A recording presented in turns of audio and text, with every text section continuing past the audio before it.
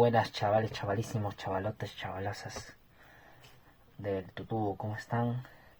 Seguimos con la racha de hablando de libros.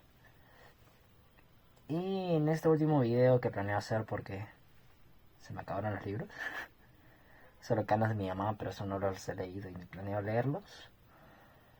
Voy a hablar sobre libros que leí en el colegio. Quisiera empezar diciendo que yo estuve en un colegio de monjas. Así que obviamente tuve que leer la Biblia. No entera, sino por partes obviamente, para algunas actividades, especialmente para religión. Quiero recordar esta anécdota porque en pandemia, quinto grado, 2020 creo, le dije a una de las monjas que no me importaba leer la Biblia. Así en su cara pelada frente a todo el mundo. ¿Por qué? Porque sentía que había muchas cosas mejor de valor para hacer o leer. Factos manía, desde los 10 años, 11 creo, no sé, no me acuerdo. Ya. Bueno, a lo largo de mi primaria he leído varios libros. Y la mayoría ya los he regalado a mi abuela para que haga su cachina. Pero conservo... Bueno, no conservo ninguno. Solo conservo estos tres que voy a mostrar. Que son...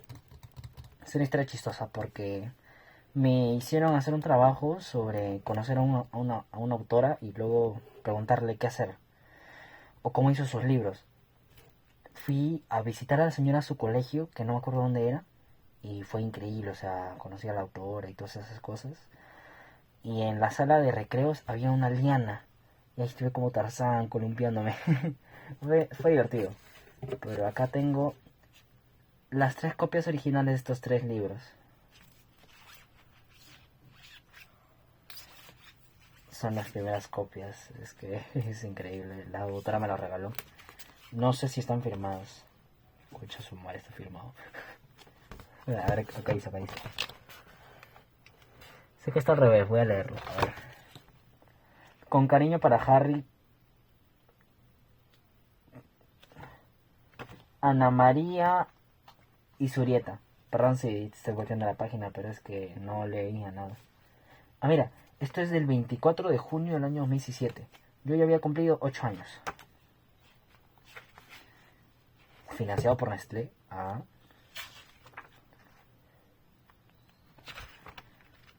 Estas son las copias originales de los libros, es increíble. Y acá atrás, como todos vendidos, que son, hay una promoción en Nestlé. Es increíble. Este libro se llama El títere que quería vivir. Vamos a ver si hay alguna especie de resumen. No hay ningún resumen. Bueno, ya. Pero es corto, pero no me quiero extender mucho en esto. Vamos a mostrar el siguiente libro. Que no sé si había más libros de ese estilo. Yo solo tengo 3. Los 3 originales, según la autora, ojalá que sí. Supongo que acá también está firmado. Sí, está firmado también. La magia más grande del mundo. De nuevo. Y acá, el día que los niños perdieron el miedo de la noche. También está azul. Y firmado, obviamente. Fue interesante conocer a la autora, la verdad. De hecho, gracias a mi padre pude conocer a algún coautor de un libro. De hecho, hay un señor que se pide Cabero, que no me acuerdo su nombre, que hace libros, que escribe libros. Ese señor es hermano de mi padrino. Sí, conozco a alguien que conoce. Conozco a alguien que conoce que hace libros. Es increíble. Bueno, yo toda mi vida, como dije en el primer video, estuve relacionado con los libros, así toda mi vida. Y otros libros que he leído en primaria es como un Don Quijote, pero era un tipo que está obsesionado con Don Quijote y tenía su causa gorda en su cole. Era chistoso el libro. Luego había otro que hablaba más o menos del abuso infantil, no me acuerdo. Pero esto ya sale del tema de la primaria, pero yo tenía unos libros muy lindos que eran de cuentos así para niños, que creo que se los regalé a mi abuela. Que ojalá eso no se haya convertido en cachina, porque eso sí valían para mí. Eso sí tenían valor sentimental. También uno de cuentos que era enorme, Era enorme, que tenía varios cuentos. Muchos cuentos. Era muy chévere. Ya, pero acá terminamos con los libros de primaria, de la época de mi escuela primaria. Vamos a empezar con los libros de la secundaria, que aún sigo cruzando. Quinto año, promo. Acá está el mejor libro que he leído en toda mi secundaria. El viejo y el mar de Ernest Hemingway. Pig. Segundo año. Comunicación. Muy bueno, muy bueno. Dios, me entran unos recuerdos hermosos de segundo año de secundaria. Ernest Hemingway, El viejo y el mar. Los gallinazos sin plumas, de Julio Ramón Ribeiro. Luego también está la alineación del otro, que se lo leí en tercero. Pero Dios, ya. El viejo y el mar. Sinceramente no me acuerdo ni Michi de qué trataba. Vamos a leer la parte de atrás, aprovechando que sí tiene. El viejo y el mar. Es una novela psicológica filosófica con influencias de Herman Melville, expuesta con tanta ternura con lirismo. Aborda en una trama aparentemente simple pero compleja en sus propósitos temáticos. Asuntos como la superación personal, la dignidad, la determinación de objetivos o la lucha del hombre con la naturaleza. Era un viejo que pescaba solo en un bote en el Gulf Stream y hacía 84 días que no cogía un pez. En los primeros 40 días había tenido consigo a un muchacho, pero después de 40 días sin haber pescado, los padres del muchacho le habían dicho que el viejo estaba definitiva y rematadamente salado, lo cual era la peor forma de la mala suerte, y por orden de sus padres el muchacho había salido en otro bote que cogió 3 buenos peces la primera semana. Entristecía al muchacho ver al viejo regresar todos los días con su bote vacío, y siempre bajaba a ayudarle a cargar los rollos de sedal o el bichero, el arpón y la vela arrollada al mástil. La vela estaba remandada con saco de harina y arrollada. Parecía una bandera permanente derrota. Todo en él era viejo, salvo sus ojos, y esos tenían el color mismo del mar y eran alegres e invictos. Cuenta la historia de un viejo pescador que, harto de no atrapar a ningún ejemplar, se propone no regresar a tierra hasta que capture una pieza. Cuando así lo hace y ante la imposibilidad de introducirlo en su pequeña barca por su gran tamaño, la mantiene agarrada a su caña siendo devorada poco a poco por los tiburones. Gran libro. Gran libro. Pig. Ya, vamos a hablar de un poco de Los gallinazos sin plumas. Que me acuerdo, yo en segundo grado leí muchos libros, pero no los tengo. Los leí en fichas que me daba mi profesora. Yesmani, por favor, vuelve. Ay. Ya, mi profesora Yesmani, que la aprecio mucho a pesar de que me papió horrible y me hizo llorar. Tenía 14 años, pues, bueno. A ver, Los gallinazos sin plumas trataba de 2 chibolos que se iban a la basura para poder conseguir comida para el chancho de su abuelo, Pascual. Su abuelo los maltrataba, les hacía daño, etc. Y más o menos así va la historia. Hasta que los chicos consiguen un perro llamado Pedro. Y luego uno de los niños se caga la pata. Y no puede ir. Y el otro se enferma. Y como el viejo tampoco puede ir a recoger basura, pues no pueden alimentar al cerdo Pascual. Que el abuelo lo iba a vender para... o luego se lo iba a comer, no me acuerdo. Creo que lo iba a vender para conseguir dinero, pero ¿para qué más? Porque los tipos eran pobres. Entonces, el viejo se harta de que ninguno de sus... No, ya. Sucede que el que estaba enfermo decide ir al basurero para conseguir comida para el cerdo, mientras deja a su hermano ahí cuidando al perro Pedro. Pero entonces vuelve a la casa y el chico mayor, que era el que estaba enfermo y se fue, dice que su hermano menor le dice que el viejo se llevó a Pedro, el perro. Y el tipo está asustado y escucha cómo el chancho come algo. Y resulta que Pascual se estaba comiendo al pobre Pedro. Entonces, con lágrimas en sus ojos, el chavalín se confronta a su abuelo. Y como el puto cerdo se cagaba de hambre, empuja al abuelo, cierra la puerta y lo deja a su suerte. Y está más que claro que, bueno, el Pascualito se comió al abuelo, porque se cagaba de hambre, o sea, uy, lo que hacen los animales por el hambre. En fin, fue un cague de risa porque Pascualito, a ver, había un chico gordito en mi salón, yo voy a ir, que pues era gordito, pero todo el mundo le decía Pascualito, Pascualito, Pascualito. Una caga de risa. Fueron muy buenos tiempos lo de Giovanni, muchos libros que hemos leído. A ver, el otro lo leí en tercero de secundaria. Alineación. Que trataba de un causa que lo rechazó su crush y se quiso hacer gringo, ¿sabes? Entonces, aprendió inglés, se juntó con otro tipo. Fueron a la guerra. Fueron a la Segunda Guerra Mundial. No me acuerdo cuál. Y el otro no volvió. O sea, el protagonista no volvió, sino que el otro chico volvió, pero sin un brazo. Y así cuenta como la historia del chico ese. De esa historia hice una actuación. Yo era el cajero de la tienda. Fue increíble. Luego, otro libro.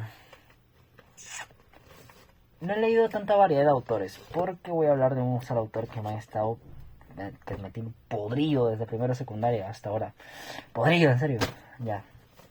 Otro cuento creo que es El Trompo, de no me acuerdo qué autor. Que cuenta la historia de un niño que hace todo lo posible por recuperar su trompo, que se lo ganaron.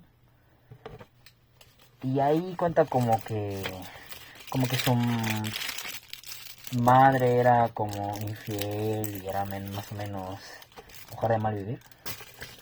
Y así que su padre le enseñó de que el valor de un hombre resiste en su no sé qué y así. No me acuerdo muy bien, hice un trabajo de eso. Bueno, en secundaria hice trabajos de todo. Pero hice un trabajo de eso y no me acuerdo muy bien. Oigan, de hecho hay un podcast que yo hice todo mierdero, que metí dos snippets de dos videos antiguísimos de The Good Bandicoot, que ojalá y me acuerde poner en la descripción el video del podcast, que lo subió un amigo mío, el A, ya, pues. Para que escuchen cómo disocio un poco. Y ahora sí, lo bueno. El autor de las 1000 obras, miles de pesadillas. No. A ver. Antes, en mi último trabajo para segundo año, fue hacer una reseña de un libro que me salió pico. O sea, todo el mundo me felicitó. Lo hice perfecto. Mi último buen año fue el 2023. Y no me acuerdo nadita del libro. Solo me acuerdo que era más o menos un culto. O algo así, no me acuerdo muy bien. Era un culto. Era tratado como un culto de un señor que entraba a un culto o algo así. No me acuerdo muy bien. Ahora sí. El nombre de las 1000 obras. Mi pesadilla. Dios mío. José María Arguedas. Qué horas de mierda que hacía ese tipo.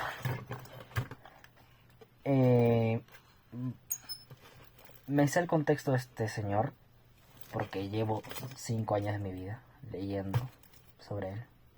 Y lo único bueno fue en segundo. En primero no me acuerdo nada de Arguedas. En tercero hicimos, pero más o menos. Segundo, cuarto y quinto año me tienen podrido con ese señor. Ya. Arguedas es un señor mestizo que su mamá se le murió a los 2 años y su padre se volvió a casar con otra mujer. Esa mujer era mala con él y también su hermano era malo con él. Entonces, como ellos vivían en un hacendado en la época de las haciendas, una hacienda es un lugar donde está el mandamás, que normalmente es un blanco, es un mestizo, y sus trabajadores, que son los cholitos, los cuscush, los indígenas. Entonces, de castigo, la señora, la madrastra, lo mandaba al pobre Arguedas a convivir con los indígenas. Entonces ahí el tipo aprende su idioma, su cultura y se enamora. Dice, a este me voy a dedicar toda mi vida. El tipo se muda de ahí a los 8 años, creo. Se muda de ahí a los 8 años, se va a Lima a estudiar, se vuelve profesor.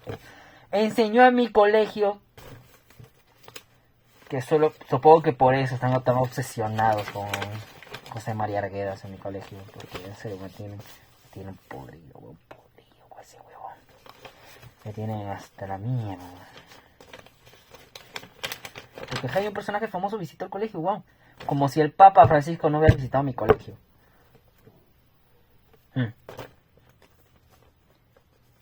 Y ya pues. Así también uno de los candidatos a presidencia de este año de Perú fui a mi colegio, que es Carlos Álvarez, un señor que hacía un programa de humor llamado El Especial del Humor. El humor del especial. Me cae de risa, ya, bueno, me fui por las ramas. Ya, pues entonces el tipo se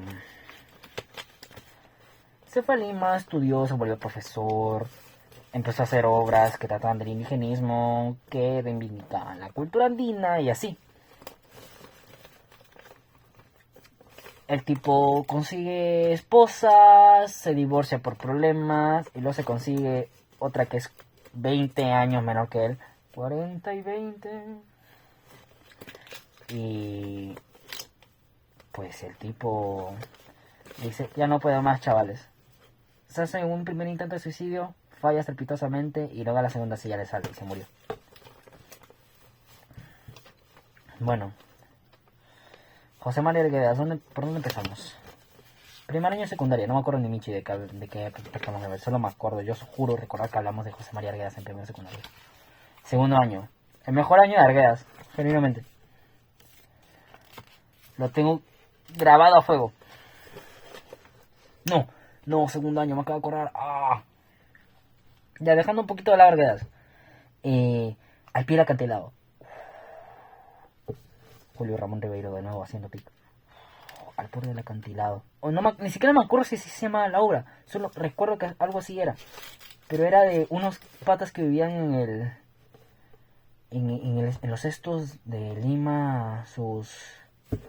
Esas montañas que hay en Costa Verde, algo así. Sí, esos. Ya que vivían ahí. Y Dios, o sea. Esa obra fue tremenda. Fue increíble esa obra. Fue increíble al borde del acantilado, fue muy bueno. Porque había el padre que tenía 2 hijos, pierde al mayor. Creo que el tipo era pesquero. Y el menor llora, pero el tipo lo consuela y le dice, hijo, el mar da, el mar también quita. O algo así era. Su madre me dio escalofríos de recordarlo. Qué buen libro, qué buen libro, qué buen libro, qué buen libro. Ay no, me acaban de venir más recuerdos de segundo grado. También hice un cuento. Ojalá volver a hacer cuentos, porque en serio nos faltan. Estoy cansado de hacer análisis. Ya, bueno, volviendo a Arguedas. Pero el tipo se suicida y la primera hora que me acuerdo que vimos en segundo grado fue Guarmacuyay. El inicio de todo, el inicio del fin. Trata de un niño llamado Ernesto, recuerden este nombre, Ernesto, que está enamorado de una chica que es mayor que él. La historia de mi vida. Entonces, ella lo rechaza porque era un chibolín, pero un niño, es como que, yo qué sé, alguien del último año de secundaria se enamore de alguien del primer año, ¿no? Es como, no, feo, raro. Ya pues, pero hey, hay gustos y hay gustos, hay gente de todo tipo. Y pues eso, se enamora, lo rechaza, el niño dice, oye, pero si yo puedo hacer esto, yo soy chévere, no como tu novio, el Kutu, ese feo, cara sapo. Y así pues, luego como el resto era más o menos como el protegido del Kutu, van a la cabaña, van a un lugar donde se van a dormir.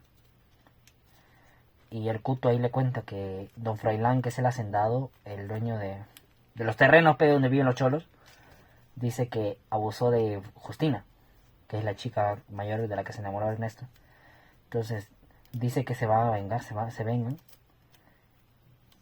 Y deciden matar a los animalitos del Don Froilán. Pero el niño no puede.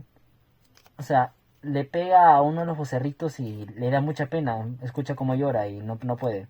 Entonces dice que es débil y eso. Al final no me acuerdo cómo acaba. Creo que el tipo se va. Se va del pueblo cuando es grande. Pero a ver, este fue el inicio de todo. Este fue... Uy. El inicio de todas las desgracias. Luego le siguió El Torito de la Piel Brillante, que trataba sobre un toro que pelea contra el diablo. Sí, literalmente un toro dorado que pelea contra el diablo. No me acuerdo casi nada de la historia, solo me acuerdo que era un caga de risa porque peleaba contra el diablo, el torito. Que el diablo estaba en forma de toro. Creo que el dueño original del torito se muere y el torito va a buscarlo y ahí es cuando se enfrenta contra el diablo. Otro que me lo he reído, me lo he releído recientemente, es La Agonía Rasuñiti, que trata de un causa que se despierta, que es un danzante de tijeras, Kashak, Shankas, Danzak, bailarín. Y pues se despierta, le dice a su esposa, llama a mis músicos y también llama a mi protegido, a mi asistente, a mi estudiante. Entonces el tipo se pone a bailar tijeras y se le va rompiendo una pata, se le va rompiendo otra, se le rompen los brazos y finalmente se muere. Y su asistente recoge las tijeras y empieza a bailar de nuevo. Y es todo un simbolismo a que ¿cómo se llama? A que las costumbres nunca deberían morir y perderse con el tiempo y así, esas vainas. Ya. Otra de José María Arguedas, que no me acuerdo si es de José María Arguedas, pero era El Sueño del Pongo, que es de un pata, que ni siquiera me acuerdo que era de Arguedas, quiero creer que no, porque si antes me daba cosa al tipo, recordarme si juego, a ver, trata sobre un bufón, un cholito que creo que era un bufón de un hacendado, de un rey, no me acuerdo, qué asco, puta asco, weón. Ay, weón. No. Ay, ya. Que le cuenta su sueño a su patrón y el tipo dice que no sé qué de que estaban ambos desnudos mirándose fijamente y luego les cae miel encima y luego empiezan a lamerse entre ellos. Huevón. Y luego... No, ya me acordé ya. Entonces, creo que era unos ángeles juzgan al Pongo por ser bueno y al patrón por ser malo con él. Y los obligan a lamerse entre ellos. Ay,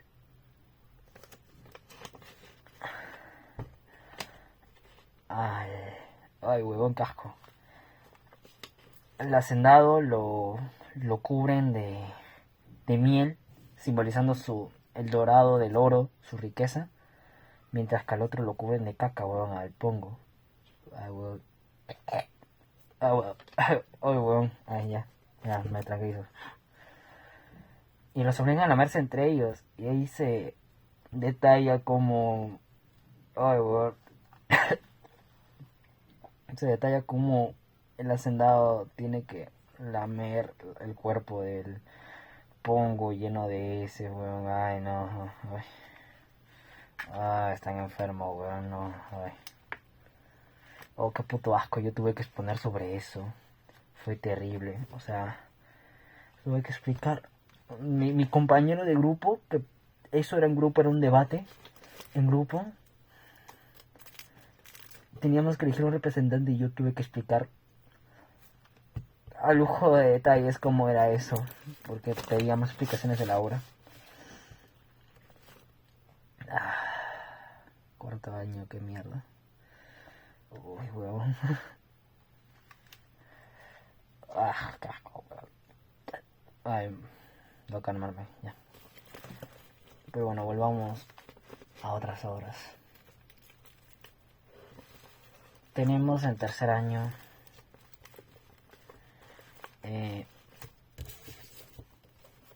Los ríos profundos, que trata de... Ojo al dato, Ernesto, de nuevo, porque el tipo se proyecta en ese tal niño llamado Ernesto, y trata sobre que él y su papá están ahí de viaje, buscan hospedaje, porque el tipo era abogado y decía, oye, voy a trabajar para ti, pero dame casa, y decía, no. Así que se van a... Ay, no me acuerdo de dónde. Oye, ese sueño. No me acuerdo de dónde se van. Y ahí el papá tiene que dejar al niño, a Ernesto. Y en esa escuela vive varias cosas como bullying y así. Y cuentan que había que los chicos mayores abusaban de una señora que creo que tenía autismo. No, muy fea la cosa. Y ya que también, yo qué sé, había una revuelta porque no querían darle sal a los cholos, weón. Y los cholos van, vamos, va por la sal. Y se la roban. Y así no me lo terminé de leer y no me acuerdo casi nada. Realmente no me gustan las obras largas. No me gustan. Y para motor ni como nada, es que es un rojo de mierda. Su obra más importante de este señor, Todas las sangres, que me lo tengo que leer y no he leído ni pincho. Me he leído la primera parte del prólogo porque me parece mucho más interesante cómo es la historia detrás de esto. Que hasta donde tengo entendido es como una colección de varias historias o sucesos. Me he leído, sé de eso porque tuve que hacer trabajos de dos de ellas. Uno que era de, ¿cómo se llama? De cómo ya no se respetaba la bandera peruana, de cómo los cholos no sabían decir bien Perú, huevón. Dicen, bandera piurana, bandera piurana. Pero también como los hacendados y... esto es en antaño, esto es del contexto de los años 1900, ¿saben? 1900, mitades, creo, de los 1900. Ahí sí, ya los derechos humanos ya estaban más o menos establecidos, pero bueno, en Latinoamérica supongo. Donde mataban a los cholos por ser cholo. Otra historia trata sobre cómo la gente andina emigra a Lima para poder conseguir trabajo, cosa que ha hecho desde siempre, huevón. Y peor con todo lo del terrorismo, que sí la cagaron porque aparecieron los famosos cerros, huevón. Si algo por lo que puedes conocidos por los cerros, pero bueno. Ya pues, de la migración de las personas indígenas a Lima y cómo tienen que adaptarse a la cultura y todas esas vainas y cómo no pueden, y hacen un ejemplo de que no pueden bailar los bailes afroyanquis, ¿verdad? O afrocubanos, que supongo que se refería a salsa pura y dura, supongo que se refería a eso, supongo. Y ya cuentan que cuando ponen el huayno todos se ponen a bailar, pero algunos no, porque les da vergüenza, y algunos definitivamente no lo hacen, ni hablan quechua ni nada, porque pues ya no quieren ser vistos como cholos, pe. Desachólate, pe. Y otro extracto, pedazo de historia de este librazo, que no me quiero leer. Es de un causa que dice, mis hijos me robaron mis terrenos y luego se suicida tomando un veneno. Y tiene sus dos hijos, que no me acuerdo cómo se llamaba cada uno, pero uno es liberal, empresario, minero, y el otro es dueño de hacienda, tiene sus cholos y no quiere que la modernización llegue a sus tierras. Pero ambos viven en la misma. Así que el minero le dice a su hermano, oye, préstame a tus cholos para que sean mano de obra para trabajar en mi mina. Entonces dice, ya. Entonces llega una super empresa minera gringa a querer conseguir la mina del tipo, del hermano ese que le pidió los cholos al otro. Entonces hace un plan donde manda a uno de los suyos, engaña a uno de los cholos y le hace decir, aprovecha la cultura, yo qué sé, de los provincianos, y dice que hay un monstruo de así de su cultura y todos se asustan. Y al final era bait, pero el tipo que mandó la supranacional traiciona al mestizo ese y explota una bomba y se muere. Ay, justo me olvido la historia ahora. Y entonces se hace un escándalo, el tipo se va, el hermano minero se va a Lima para conseguir, yo qué sé, nuevas oportunidades de negocio. Y el otro hermano se queda. El otro hermano era mujeriego y siempre mataba a las flacas con las que estaba. Se creía el tipo de las 1001 noches, que no me lo he leído y tampoco planeo leérmelo, pero sé más o menos la historia. Me leí toda la Wikipedia esa vaina y en inglés encima. Ya pues, entonces él es mujeriego, pero cuando encuentra el verdadero amor dice, ahora soy una persona de bien. Y se va a otro pueblo para poder humillar al hacendado y decirle a los cholos, vamos, ustedes son libres, ustedes pueden. Y el tipo se mete en todo un lío legal, pero bueno, no pasa nada. Y no me acuerdo qué pasa. Allá. Mientras el minero no estaba, la multinacional se roba su esto. No se lo roba. A base de engaños hace que le venda la mina. Y mientras no estaba, obligaba a los que tenían sus tierras ahí, los que tenían sus cultivos, que tenían sus tierras para poder obtener agua para la mina. Entonces los patas dicen no. Y queman el puto pueblo. Queman el pueblo y todo es un caos. Hay algunos trabajadores de la mina que van con una dinamita y se explotan contra las vainas esas que sirven para destruir cosas. Para destruir piedra. Y es todo muy duro, la verdad. Entonces el que era mujeriego ya no lo es, vuelve al pueblo y también su otro hermano dice, ¿qué has hecho? Piensa que es todo culpa de él y lo mata y luego es encarcelado. Pero luego queda el que era como el líder de los provincianos, que ya era deserranizado, ya se había deserranizado, que decía, yo voy a liberar a mis hermanos. Entonces el tipo se vuelve líder de todo el pueblo y declara que todos los provincianos eran libres. Son libres y luego el gobierno toma esto como una vaina comunista y los mata a todos. Fin. Y más o menos de eso trata una de las tantas cosas que hay en este libro enorme que no planeo leer. Un gusto estar acá, hablar un poco de Arguedas y cómo hablar de la misma persona durante 5 años me ha causado traumas, especialmente con el sueño del Pongo, que quiero creer que no es de Arguedas, weón, porque si no le perdería más la fe. De hecho voy a buscarlo, luego de terminar de hacer este video, lo voy a buscar, Dios, ay, qué feo. Bueno, Arguedas Smith, Julio Ramón Ribeiro Deidad, cualquier otro autor es mejor que Arguedas. Si eres fan, mira, esta vaina solo te va a gustar si eres cholo, weón. Porque habla bastante de la cultura, de los paisajes y esas cosas. Pero a mí sinceramente no me importa. No me importa y me parece que este tipo es un rojo. Comunistas, todos malos. El único bueno era Marx, el que creó el comunismo. Pero bueno, voy a parar de repartir propaganda política y odio. Este canal no es de esto, pero tengo que desquitarme. Chao.